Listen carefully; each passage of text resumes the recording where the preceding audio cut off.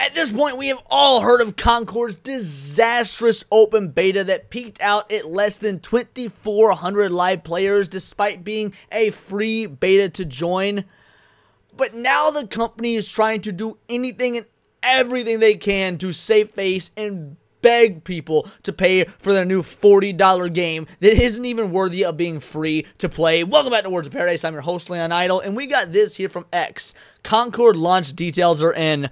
Oh boy, are these launch details just chef's kiss gorgeous, because even though they've given these details, and even though some of them are actually kind of fair, if I'm being completely full disclosure, the game itself is so bad, so out of date, so infested with woke agendas, so all of the above. I mean, really, pick and choose. You could be a gamer who doesn't care about politics, this just be a bad game. You could care about the social political climate and think this is a bad precedent to set for culture. Or there's the crossover of all of them in between. No matter what, everyone hates this. They are getting absolutely cooked and destroyed in these comments. Even though it's got no battle pass, post-launch new characters, maps, and modes available free to all players, weekly cinematics, 12 max, 6 game modes, hundreds of cosmetic items earned just by playing the game, no solo modes, will be a training mode.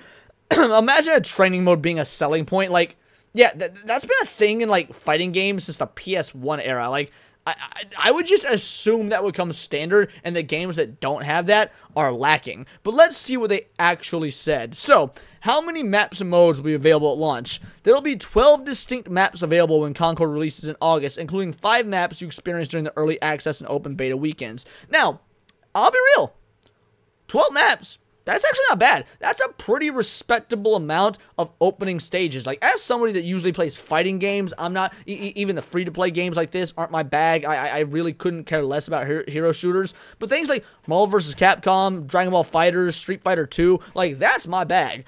12 distinct maps out the gate, that's a pretty fair amount of variety. Now, does that make the game good? No, it might make it visually fresh for a time being, but if the actual gameplay is ass, if they're wanting an unrealistic amount of money, if it's not a good game, if there's no one to play with on those maps because everyone's rejecting this game, then it doesn't really matter if it launches with 12 unique maps.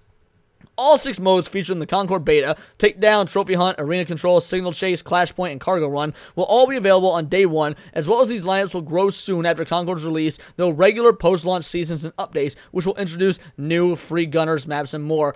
It's adorable that you think you're going to have multiple seasons of this game. You might have 2 or 3, because you're running on burning fumes of money that you don't have left just to try and push the narrative that this game is a success.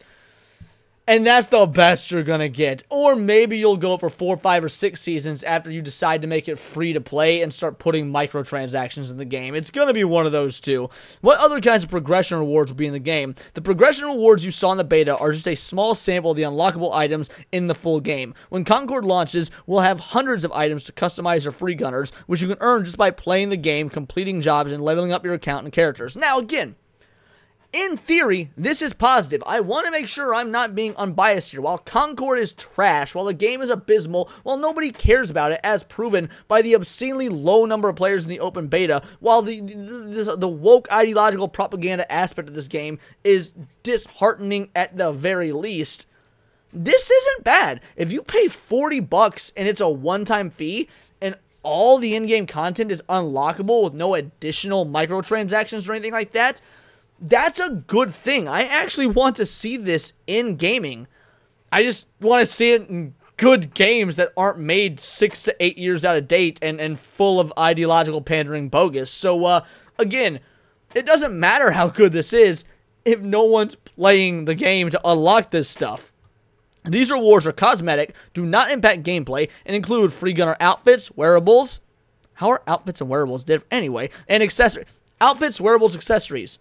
Those are all more or less synonyms, as well as weapon skins, weapon charms, victory and defeat poses, and drop-in animations. These are all things that should be unlockable regardless. Like I'm glad Concord's doing it right, but I don't really want to give you props for doing what should be the basic, normal, bare minimum thing that should be the standard industry practice, just because all these other games like Fortnite and Apex and things like that aren't doing. Like, yeah, okay, so Overwatch makes you pay for this stuff. They shouldn't make you pay for this stuff. I'm going to be mad at them for making you pay for these accessories that should be unlockable.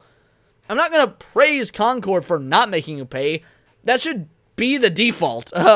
What about post-launch content? Will there be a battle pass? Concord does not have a battle pass. We wanted to focus our attention on making Concord a rewarding and robust experience on day one, where just playing the game, leveling up your accounts and characters, and completing jobs yields meaningful rewards. And a lot of people are throwing a fit about this because, well, completing jobs is a battle pass.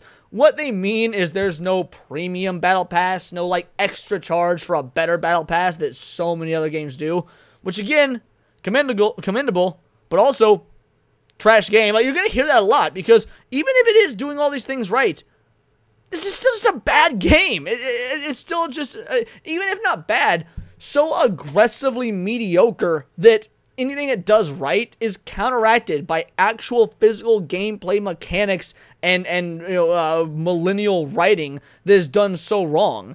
Will there be post-launch content? Well, I mean, yeah, it's a hero shooter. Obviously. That's a retarded question. Launch is just the beginning. We'll be introducing new free gunners, maps, modes, and more through regular post-launch seasons and updates available to all players at no additional cost. Again, the no additional cost stuff is nice. Should kind of be the default.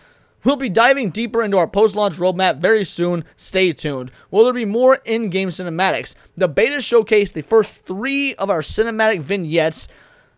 I hate that they're calling them vignettes. Call them cutscenes. This is a video game. We all know the term cutscenes. Vignette is when you put like a shadowy black border around your photos. Will be released weekly in-game at launch. As you saw, these brief cinematics will allow you to get to know the characters and learn about the life as a free gunner in broader Concord Galaxy. Oh yes, I cannot wait for weekly vignettes, weekly cutscenes that show me how gay every character is that has pronouns in their bios. Variants and systems. Can you see how bored I am with this? Because nobody cares. I'm not even going to read all this stuff. Who cares? The fact of the matter is, alright, so it's got hundreds of cosmetics. So, no solo modes. Training mode. Weekly cinematic. Nobody cares about this game. No amount of what you're putting in. Because there were 2 other pages of this.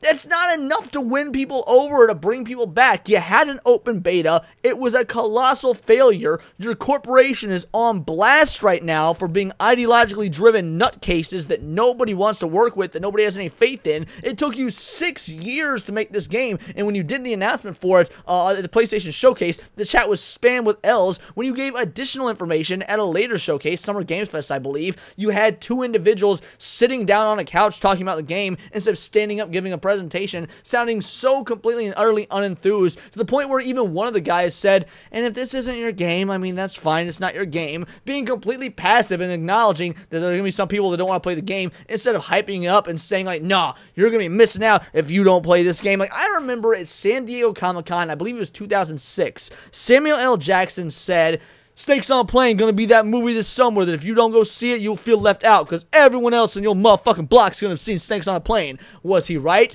No! Snakes on a Plane was an atrocious flop of a movie that nobody gave a damn about, that's only remembered for one meme line in the whole movie. However, he spoke about that movie with absurd amounts of confidence, and you at least respect the charisma that came off him when he did that. Concord devs are doing the opposite in their interviews. It's actually sad. And then the comments are just roasting. I mean, bro, this info, as good as it technically is when you look at it objectively, just getting cooked. You're wasting your breath here. It's cooked. It's burnt.